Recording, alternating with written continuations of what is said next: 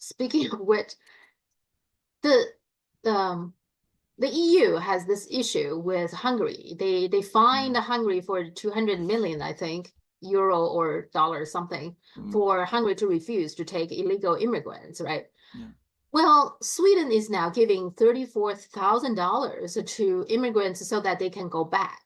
I Mm, feel like well, then mm, it kind of like what Sweden is doing, it's kind of like explain why Hungary is doing what it's doing, because Hungary doesn't want to get into a situation where Sweden is, that you have to pay people to leave, mm. right? So it's fully understandable. But the EU had got into this fight with Hungary because Hungary refused to pay the fine, and now they're taking money out of the Hungary's EU fund or something, like force them to pay. Yeah. I, I don't get it. Why do they so obsessed with punishing Hungary like this, where you can Well, see Sweden has its problem, right? well, indeed, and Germany has now also imposed border controls to stop Yeah. immigrants. This has been done by Chancellor Scholz, and nobody's talking about seizing German funds or anything, or Uh-huh. fining Germany in that way.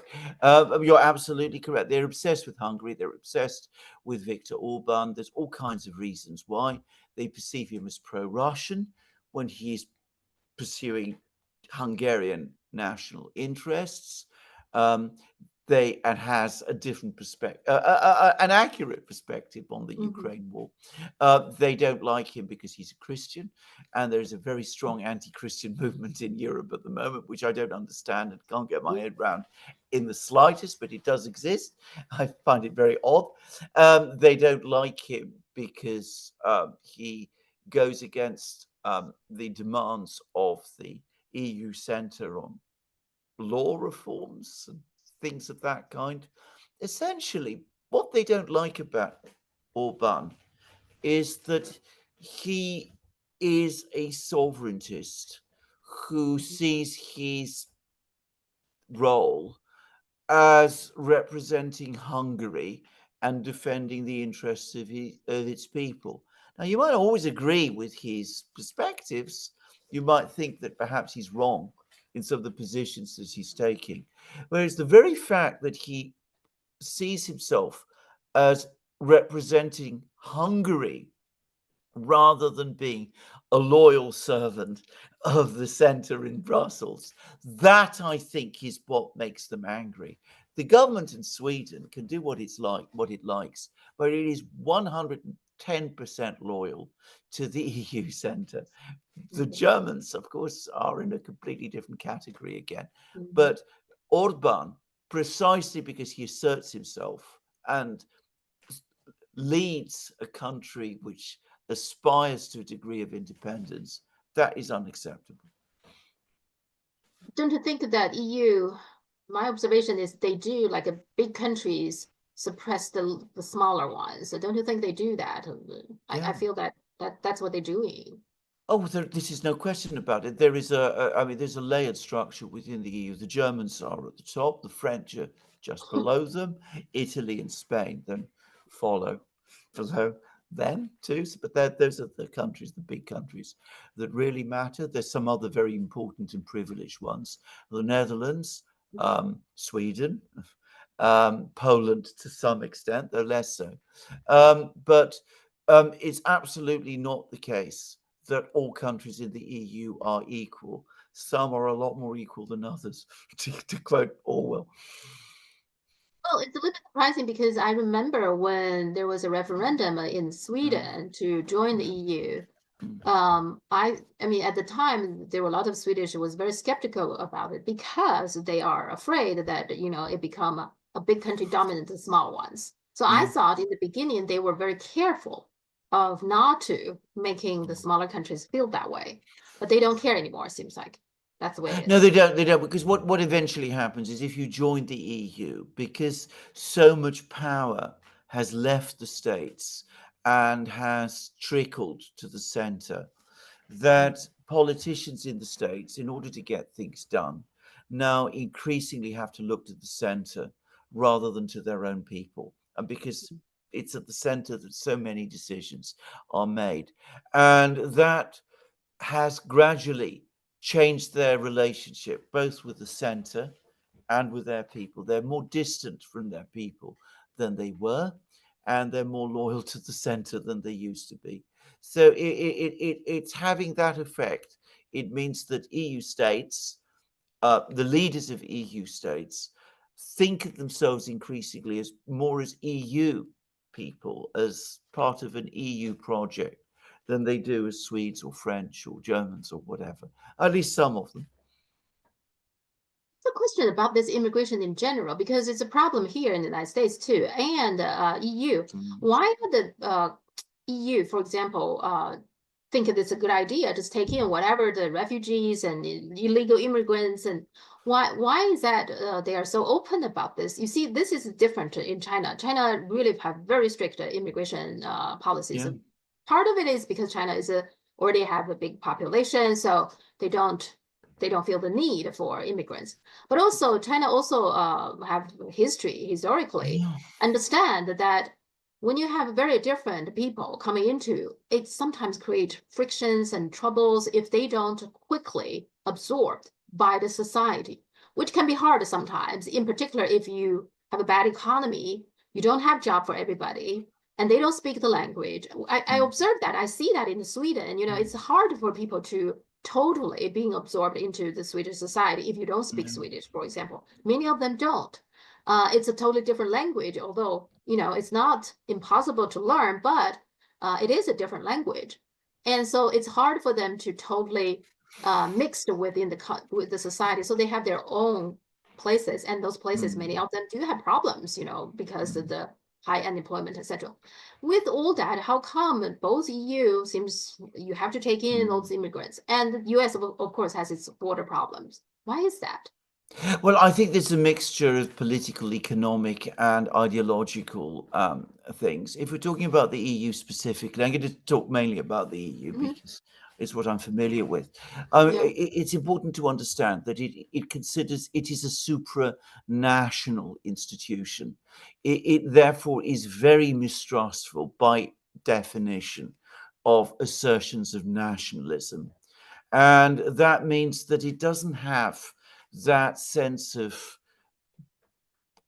belonging to a nation that, say, the Chinese government does. The Chinese government perceives itself as the government of the Chinese people and is there to look after their interests. And it doesn't want to be in a situation where the Chinese people are swamped by other people, because that they're no longer the Chinese people. So just as the Chinese themselves, you know, they want their government to be there for them. I mean that I mean it's not. By the way, what we're saying is historically uncontroversial in many countries. If we're looking at the very first democracy, which was ancient Athens, which of course I know all about because I was born there. I was born in Athens. The ancient Athens had extremely strict immigration policies. I mean, it never gave out its citizenship except in very particular cases as a special honor, because it was felt that if the privilege of citizenship were extended too lightly, then that would dilute the power of the sovereign people in the exercise of their own democracy. So just to say, so what we're saying is completely uncontroversial, but the European Union is a completely different category because it doesn't have that connection with any single nation. And it is deeply hostile ultimately to expressions of nationalism or of national identity.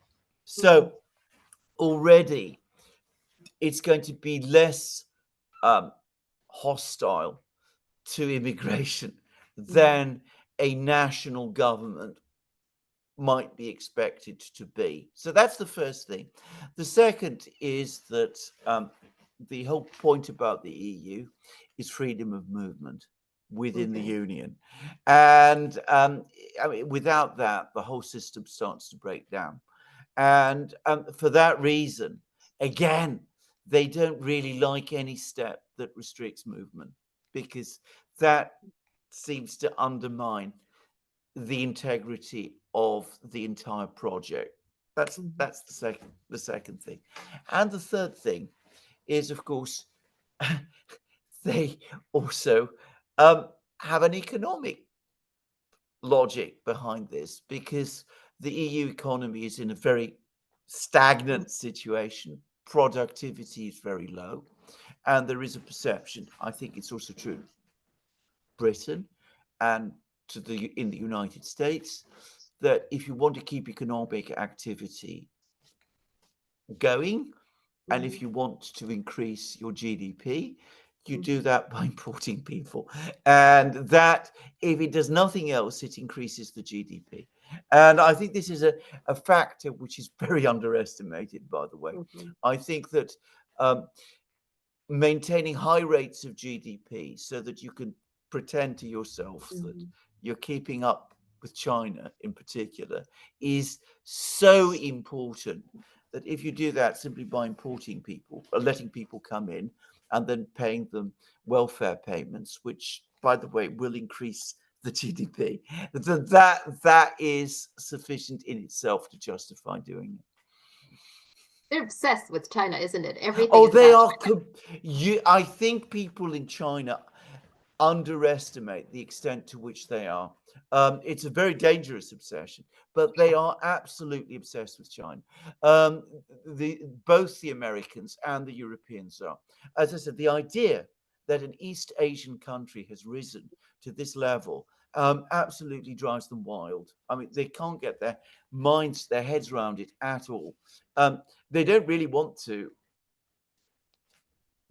relate to it or try to understand it, because it's something else. It's not part of the Western family. So they have to find some way to surpass it, to reduce it, to isolate it, to cut it off. And that's why we're seeing all the tensions in the world that we are. Yeah, and in terms of in the US, I have to say it's always very puzzling to me. Okay, I Mm. myself is an immigrant, so of course I don't against the people immigrant to, No. one place from one place to another. But I thought you need to do it orderly, right? You need to come Yeah. here legally with a visa for purpose. But Yes. right now it's like, oh, everyone can just come in, and I mean, it's called illegal immigrant for a reason, right? It is illegal. But in particular, the Democrat, it seems like you can't even use the word illegal. I mean, it is No. illegal, and they didn't No. get any permission to come in, but no, you can't say it's illegal. And then once these people coming in, they got deprived of all kinds of, I mean, they're being abused. They are not paid properly. They certainly don't have health care or any protection. So they are not having a good life here, but nobody No. cares. We just want them in. Yeah. Create Well, all kinds of problems. it creates huge problems. And again, of course, contrary to what many people think, it is actually contrary to American policy, at Yeah. least after about 1920. I mean, when the US had, as I very well remember, very strict immigration controls indeed, in the heyday of its power and prosperity and wealth, that was again taken for granted. Not anymore, it would seem. Yeah. But I want to stress again your point about the obsession with China. It's important not people in China, I don't think, understand the Mm. extent to which it is there, and certainly goosing up the GDP figures, which we do all the time, in order to make it look as if our growth rate is somehow similar to China's, is very much a priority for some people. Yeah.